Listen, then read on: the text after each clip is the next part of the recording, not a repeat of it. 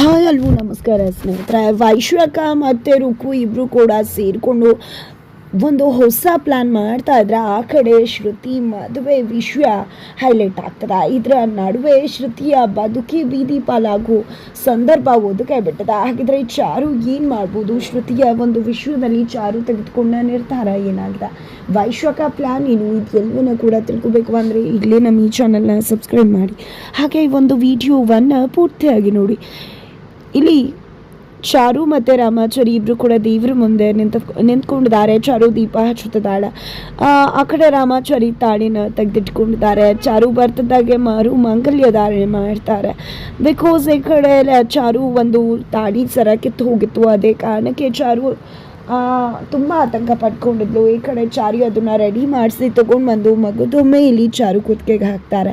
ಈ ಕಡೆ ಮಾಂಗಲ್ಯ ಧಾರಣೆ ಆಯ್ತಲ್ಲ, ಇನ್ನೇನಿದು ಫಸ್ಟ್ ನೈಟ್ ಅಲ್ವಾ ಅಂತ ಹೇಳ್ತಿದ್ರೆ ಚಾರು, ಏನ್ರಿ ಇದು ದೇವ್ರ ಮುಂದೆ ನಿಂತ್ಕೊಂಡು ಈ ರೀತಿ ಮಾತಾಡ್ತಾರ ಅಂದಾಗ, ದೇವ್ರು ಎಲ್ಲಿಲ್ಲ ಹೇಳು ರಾಮಾಚಾರಿ, ದೇವ್ರು ಎಲ್ಲ ಕಡೆ ಇರ್ತಾನಲ್ವ, ನೀನಾಗ ಅದ್ರ ಬಗ್ಗೆ ಯೋಚನೆ ಮಾಡ್ತಿದ್ಯಾ ಅಂತ ಹೇಳ್ತಾರೆ. ಹೀಗೆ ಇವರಿಬ್ರು ಕೂಡ ತುಂಬ ಮುದ್ದಾಗಿ ಪ್ರೀತಿಯಿಂದ ಮಾತನಾಡ್ತಾರೆ.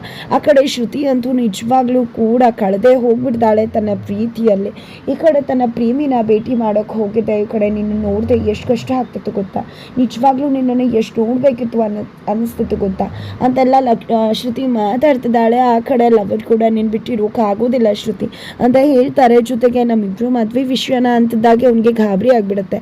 ಏನು ಮನೆಯವ್ರ ಹತ್ರ ಹೇಳ್ಬಿಟ್ಯಾ ನಮ್ಮಿಬ್ರು ಮದುವೆ ವಿಷಯನ ಅಂದಾಗ, ಇಲ್ಲಪ್ಪ ನೀನೇ ಹೇಳಿದ್ಯಲ್ಲ ಚಿನ್ನ ಹೇಳಬೇಡ ಅಂತ, ಅದೇ ಕಾರಣಕ್ಕೋಸ್ಕರ ಹೇಳಿಲ್ಲ, ಇಲ್ಲಾಂದರೆ ಇಷ್ಟೊತ್ತಿಗೆ ಮನೆಯವ್ರಿಗೆ ಹೇಳ್ಬಿಡ್ತದೆ ವಿಷಯನ ನಾನು ಅಂತಿದ್ದಾಗೆ, ಬೇಡ ಖಂಡಿತವಾಗ್ಲೂ ಈಗ ಏನಾದರೂ ನಾವೇ ಹೇಳ್ಬಿಟ್ರೆ ಖಂಡಿತ ನಿನ್ನೂ ನನ್ನೂ ಮಾತಾಡೋಕ್ಕೂ ಬಿಡುವುದಿಲ್ಲ, ಭೇಟಿ ಆಗೋದಕ್ಕೂ ಬಿಡುವುದಿಲ್ಲ, ನಿನ್ನ ಕೂಡ ಹಾಕ್ಬಿಡ್ತಾರೆ, ಅದೇ ಕಾರಣಕ್ಕೆ ನಾನು ಹೇಳ್ಬೇಡ ಅಂತ ಹೇಳ್ತಿರೋದು ಅಂತ ಹೇಳಿ ಇಲ್ಲಿ ಶ್ರುತಿಗೆ ಹಾಕ್ಕೊಟ್ಟು ಪಪ್ಪಿ ಕೊಟ್ಟು ಅಲ್ಲಿಂದ ಕಳಿಸ್ತಾರೆ. ನಂತರ ಈ ಕಡೆ ರಾಮಾಚಾರಿ ಮತ್ತು ಜಾನಕಿ ಅಮ್ಮ ಇಬ್ಬರು ಕೂಡ ಏನೋ ಕೆಲಸ ಮಾಡ್ತಿರ್ತಾರೆ. ಆಗ ಏನಪ್ಪ ಇದು ನೀನೆಲ್ಲ ಯಾಕೆ ಮಾಡ್ತಿದ್ಯಾ, ನೀನು ಗಂಡು ಮಗ, ನೀನು ಈ ರೀತಿ ಆರಾಮಾಗಿರಬೇಕು ಅಂದಾಗ ಏನಮ್ಮ ಮಾತಾಡ್ತಿದ್ಯಾ, ನಮಗೆ ಭಾನುವಾರವತ್ತು ಯಾಕೆ ರಜೆ ಕೊಡ್ತಾರೆ ಅಂತ ನಿನಗೆ ಗೊತ್ತಿದೆಯಾ, ನಮಗೆ ಭಾನುವಾರವತ್ತು ರಜೆ ಕೊಡೋದೇ ಅಮ್ಮಂಗೆ ಹೆಲ್ಪ್ ಮಾಡಲಿ ಅಂತ ಹೇಳ್ತಿದ್ರೆ ಈ ಕಡೆ ಚಾರು ಬಂದಿದೆ.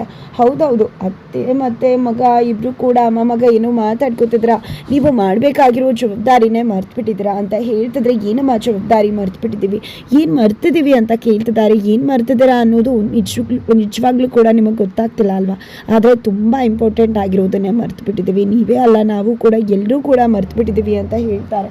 ಏನಪ್ಪ ಅದು, ನನ್ನ ಹೆಂಡತಿ ಮರ್ತೋಗಿರೋ ವಿಷಯ ಹೇಳ್ತಿದ್ದಾರೆ, ಅದು ನಾವೆಲ್ಲ ಅಂತ ರಾಮಾಚಾರಿ ಹೇಳ್ತಿದ್ದಾಗೆ, ಅದು ನೀವು ಇನ್ನೂ ಕೂಡ ಶ್ರುತಿನ ಚಿಕ್ಕ ಮಗಳು ಅಂತ ಅಂದ್ಕೊಂಡಿದ್ರ, ಶ್ರುತಿ ಮದುವೆಗೆ ಬಂದಿದ್ದಾಳೆ, ಅವಳು ಮದುವೆ ಮಾಡಬೇಕಲ್ವ ಅಂತ ಹೇಳ್ತಿದ್ದಾಳೆ. ಇದನ್ನು ಮಾತನ್ನು ನೆನಪು ಮಾಡ್ಕೊಂಡಿದ್ದ, ಹೌದಲ್ವಮ್ಮ ನಿಜವಾಗ್ಲೂ ನಾನು ಅವಳನ್ನ ನೋಡ್ತಾ ಇದ್ರೆ ಈಗಲೂ ಕೂಡ ಚಿಕ್ಕ ಮಗು ಅಂತಾನೆ ಅನ್ನಿಸ್ಬಿಡ್ತಾಳೆ, ಅದೇ ಕಾರಣಕ್ಕೆ ನಾನು ಅವಳ ಮದುವೆ ಬಗ್ಗೆ ಯೋಚನೆ ಮಾಡಲಿಲ್ಲ, ನಿಜ ಆದಷ್ಟು ಬೇಗ ಅವಳನ್ನು ಮದುವೆ ಮಾಡಬೇಕು ಅಂತ ಹೇಳ್ತಿದ್ರೆ. ಅಮ್ಮ ಹೌದಲ್ವಮ್ಮ, ನಾವು ಕೂಡ ಮರ್ತೋದ್ವಿ, ಈಗಲೇ ಹೋಗಿ ಪುರೋಹಿತರ ಹತ್ರ ಜಾತಕ ಎಲ್ಲಾನು ಕೊಡಲು ಬರ್ತೀನಿ, ಯಾವುದಾದ್ರೂ ಒಳ್ಳೆ ಹುಡುಗ ಇದ್ರೆ ಹೇಳಿ ಅಂತ ಹೇಳಿದಾಗ, ಹೌದು ಮಗನೇ ಹೋಗಿ ಕೊಟ್ಬಿಟ್ಟು ಬಂದ್ಬಿಡು, ಅಪ್ಪನ ಹತ್ರ ಬೇಕಿದ್ರೆ ಈ ವಿಷಯನ ನಂತರ ನಾವು ಕೂಡ ಮಾತಾಡ್ಕೋಬಹುದು ಅಂತ ಹೇಳ್ತಾರೆ. ನಂತರ ಇದೆಲ್ವನ್ನ ಕೂಡ ರುಕ್ಕು ಕೇಳಿಸ್ಕೊತಾಳೆ. ರುಕ್ಕು ಕೇಳಿಸ್ಕೊಂಡಿದ್ದೆ ವೈಶ್ವಕ ಹತ್ರ ಹೋಗ್ತಾಳೆ. ಅಕ್ಕ ಏನಾಗ್ತಿದೆ ಗೊತ್ತಾ ಮನೇಲಿ, ನೀನು ಏನೇನೋ ಮಾಡ್ತಿದ್ದೆ, ಈ ಮನೆ ನೆಮ್ಮದಿ ಹಾಳಾಗಬೇಕು ಹಾಗೆ ಹೇಗೆ ಅಂತ, ಬಟ್ ನೀನು ಏನೇ ಮಾಡಿದ್ರೂ ಕೂಡ ಈ ಮನೆ ನೆಮ್ಮದಿ ಹಾಳು ಮಾಡೋಕ್ಕೆ ಸಾಧ್ಯ ಆಗೋದಿಲ್ಲ ನಿನಗೆ, ಯಾಕಂದರೆ ಮನೆಯಲ್ಲಿ ಶುಭ ಕಾರ್ಯ ನಡೆಸಬೇಕು ಅಂತ ಯೋಚನೆ ಮಾಡ್ತಿದ್ದಾರೆ. ಏನು ಮಾತಾಡ್ಕೊತಿದ್ರು ಗೊತ್ತಾ ಅಂದಾಗ, ಏನು ಮಾತಾಡ್ಕೊತಿದ್ರು ಅಂತ ಕೇಳ್ತಾರೆ. ವೈಶ್ವಕ ಏನ ಅಂತ ಹೇಳಿದ್ರೆ, ಅಲ್ಲಿ ಶ್ರುತಿ ಮದುವೆ ಮಾಡಿಸ್ಬೇಕು ಅಂತ ಮಾತಾಡ್ತಿದ್ರು. ಆ ಚಾರುನೇ ನೆನಪು ಮಾಡಿದ್ಲು, ಹೌದು ಶ್ರುತಿ ಮದುವೆ ಮಾಡಬೇಕು ಅಂತ ಆಲ್ರೆಡಿ ರಾಮಾಚಾರಿ ಬ್ರೋಕರ್ ಹತ್ರ ಫೋಟೋ ಮತ್ತು ಜಾತಕನ ಕೊಡೋಕೆ ಹೋಗ್ದಾನೆ ಅಂದಾಗ, ಹೌದಾ ಮಾಡಲಿ ಬಿಡು, ನಾನೇ ಯಾಕೆ ಯೋಚನೆ ಮಾಡಲಿ, ನಾನು ಏನು ಮಾಡಬೇಕು ಆಲ್ರೆಡಿ ಅವ್ರಿಗಿಂತ ಮುಂಚೆನೇ ಹೋಗಿ ಎಲ್ಲನೂ ಕೂಡ ರೆಡಿ ಮಾಡ್ಕೊಂಡಿದ್ದೀನಿ, ಅಂದಮೇಲೆ ನಾನು ಯಾಕೆ ಅವ್ರಿಗೇನೋ ಮಾಡೋಕೆ ಹೋಗ್ತಿದ್ದಾರೆ ಅಂತ ಹೇಳಿ ಎಕ್ಸೈಟ್ ಆಗಲಿ, ಖಂಡಿತ ನೀನು ಏನು ಮಾಡಬೇಕು ಅದನ್ನು ಮಾಡಿದ್ದಾಗಿದೆ, ಎಲ್ಲವೂ ಕೂಡ ಒಳ್ಳೇದೇ ಆಗ್ತದೆ ಅಂತ ಹೇಳ್ತಾರೆ. ತದನಂತರ ಇಲ್ಲಿ ರಾಮಾಚಾರಿ ಪುರೋಹಿತರ ಹತ್ರ ಹೋಗಿದ್ದೆ, ಹೀಗೆ ನಮ್ಮ ತಂಗಿನ ಮದುವೆ ಮಾಡಬೇಕು ಅಂತ ಅಂದ್ಕೊಂಡಿದ್ವಿ, ಇದೇ ಅವ್ರ ಜಾತಕ ತಗೊಳ್ಳಿ ಪುರೋಹಿತರೆ ಅಂದಾಗ, ಇಲ್ಲ ಆಲ್ರೆಡಿ ಆ ಹುಡುಗಿ ಜಾತಕ ನನ್ನ ಹತ್ರ ಇದೆ ಅಂತ ಹೇಳ್ತಾರೆ ಪುರೋಹಿತರು.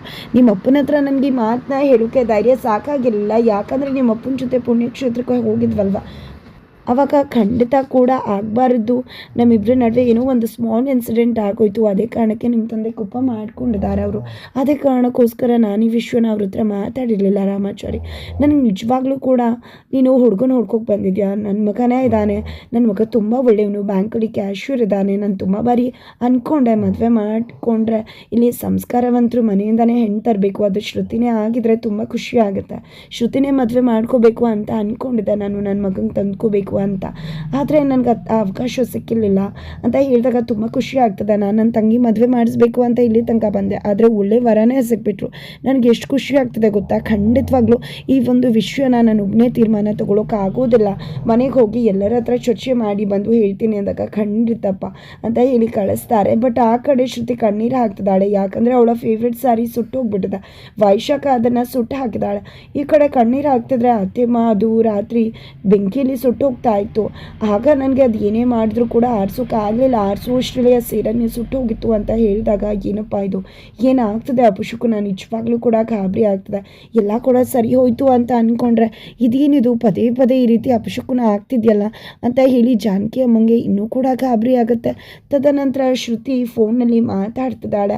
ಅದಕ್ಕೂ ಮುನ್ನ ಶ್ರುತಿ ಕಾಲೇಜಿಂದ ಮನೆಗೆ ಬರ್ತಾಳೆ. ಮನೆಗೆ ಬರ್ತಿದ್ದಾಗೆ ದೇವರ ನಾಮ ಭಕ್ತಿಗೀತೆ ಹೇಳೋದನ್ನು ಬಿಟ್ಟು ಪ್ರೀತಿ ಪ್ರೇಮ ಅಂತ ಹೇಳಿ ಡ್ಯಾನ್ಸ್ ಮಾಡ್ತಾ ಸಾಂಗ್ ಹೇಳ್ತಿದ್ರೆ ಏನಮ್ಮ ಇದು ಶ್ರುತಿ, ಈ ರೀತಿ ಎಲ್ಲ ಹಾಡು ಹೇಳ್ಕೊಂಡು ಬರೋದು ಬಿಟ್ಟು ಭಾವಗೀತೆನೋ ಭಕ್ತಿಗೀತೆನೋ ದೇವ್ರ ನಾಮ ಹೇಳಿದ್ರೆ ಎಷ್ಟೋ ಚಂದ ಇರುತ್ತಲ್ವ, ಯಾಕಮ್ಮ ಈ ಹಾಡೆಲ್ಲ ಆಡ್ತಿದ್ಯಾ ಅಂದಾಗ ಅಮ್ಮ ಅವೆಲ್ಲ ನಿಮ್ಮ ಕಾಲಕ್ಕೆ ಸರಿ ಅಮ್ಮ, ನಮ್ಮ ಕಾಲಕ್ಕೆ ಏನೇ ಇದ್ರು ಡಿಂಗು ಚುಕ್ಕ ಸಾಂಗ್ಸೇ ಸರಿ ಅಂತ ಹೇಳ್ತಾಳೆ. ನಂತರ ಈ ಕಡೆ ಅದಕ್ಕೆ ಬರ್ತಿದ್ದಾಗೆ ಅದಕ್ಕೆ ಒಂದು ಕಾಫಿ ಮಾಡ್ಕೊಡ್ತೀರಾ ಅಂದಾಗ ಮದ್ವೆಗೆ ಬಂದಿದ್ಯಾ ನೀನು ಕಾಫಿ ಮಾಡ್ಕೊಂಡು ಕುಡಿಬೇಕು, ನಿಮ್ಮ ಅದಕ್ಕೇನು ಕೇಳ್ತಿದ್ಯಲ್ಲ ಶ್ರುತಿ ಅಂದಾಗ ಅಮ್ಮ ನನಗೂ ಕೂಡ ಮಾಡೋಕ್ಕೆ ಬರುತ್ತೆ ಆದರೆ ಚೆನ್ನಾಗಿರಲ್ಲ, ಅದಕ್ಕೆ ಮಾಡುವಂಥ ರಿಟ್ರಿ ಸಿಗೋದಿಲ್ಲ ಅದಕ್ಕೋಸ್ಕರ ಅಂತ ಹೇಳ್ತಾರೆ. ಸರಿ ಆಯಿತು ನಾನು ಮಾಡ್ಕೊಂಡು ಬರ್ತೀನಿ ಅಂತ ಚಾರು ಹೋಗ್ತಾರೆ.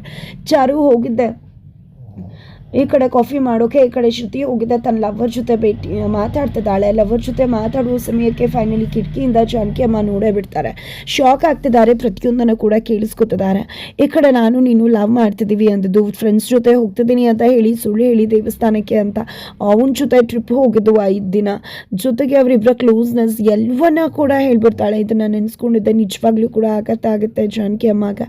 ಅಷ್ಟರಲ್ಲಿ ಚಾರು ಬರ್ತಾಳೆ. ಹಾಗಾಗಿ ವಾಯ್ಸನ್ನು ಮಾತಾಡ್ತಿದ್ದಂಥ ಶ್ರುತಿ ಇಲ್ಲಿ ಬೇರೆಯವ್ರ ಜೊತೆ ಹುಡುಗಿ ಜೊತೆ ಮಾತಾಡ್ತಿದ್ದೀನಿ ಅನ್ನೋ ರೀತಿ ಮಾತಾಡೋಕ್ಕೆ ಶುರು ಮಾಡ್ಕೋತಾಳೆ.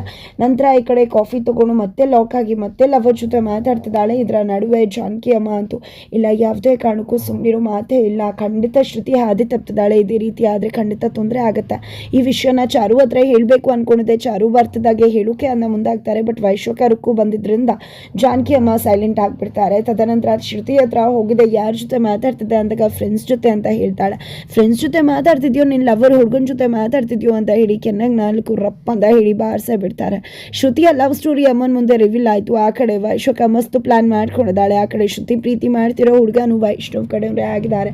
ಹಾಗಿದ್ರೆ ಇಲ್ಲಿ ಮದುವೆ ಗೊತ್ತಾಗ್ತದೆ, ಪುರೋಹಿತರ ಮಗ ಯಾರಿರ್ಬೋದು, ಶ್ರುತಿ ಮದುವೆ ಗೊತ್ತಾಗ್ತಿದ್ದಾಗೆ ಇಲ್ಲಿ ಮತ್ತೊಂದು ಮೆಗಾ ಪ್ಲಾನರಿಗೆ ಸಿದ್ಧತೆ ಮಾಡ್ಕೊತಿದ್ದಾಳೆ ವೈಶಾಖ. ಫೈನಲಿ ಇಡೀ ಮನೆ ನೆಮ್ಮದಿ ಹಾಳಾಗೋಕೆ ಏನೆಲ್ಲ ಮಾಡ್ಬೋದು ಎಲ್ಲವನ್ನೂ ಕೂಡ ವೈಶಾಖ ಮಾಡ್ತಿದ್ದಾರೆ. ಹಾಗಿದ್ರೆ ಏನಾಗುತ್ತೆ ಮುಂದೆ ಮುಂದಿನ ವಿಡಿಯೋ